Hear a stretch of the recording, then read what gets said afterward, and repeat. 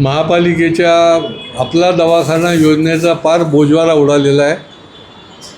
एवढा वाजत गाजत 40 ठिकाणी यांनी आपला दवाखाने सुरू झाले, ते पूर्ण बंद पडले. यांनी कोणाला कॉन्ट्रॅक्ट दिलं तर मेडको कंपनी कुठली बेंगलोरची आहे, त्याचा ऑक्टोबरपर्यंत कॉन्ट्रॅक्ट आहे.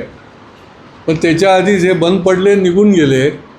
आणि त्या ठिकाणी काम करणाऱ्या ज्या परिचारिका आहेत, ANM GNM, प्रत्येक आपल्या दवाखान्यामध्ये यांना 6-6 महिन्याची पगार दिलेले नाही. दिवाळी तर अशीच गेली आणि त्याच्यामुळे या सगळ्या परिचारिकांनी निवेदन दिलं. असं समोर आले की हा मेडको महापालिकेला दाद देत नाही, यांचे पगार करत नाही, त्याच्यामुळे याला ब्लॅकलिस्ट करा. याला दंडात्मक कारवाई नुसती केलेली आहे म्हणून तुम्ही सांगताय, 56 लाख रुपये दंड त्याला ठोठावला आहे, तो वसूल करा त्याच्याकडून आणि पहिले यांचा पगार करा.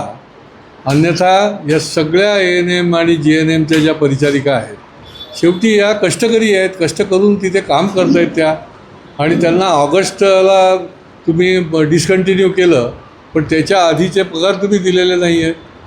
त्यामुळे त्यांना घेऊन ते महापालिकेसमोर धरणं आंदोलन करायला लागेल त्यांना.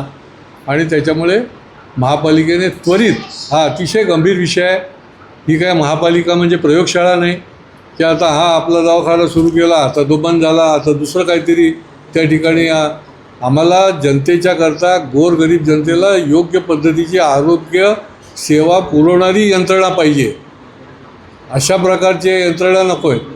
आणि त्याच्यामुळे महापालिकेने याची त्वरित दखल घ्यावी.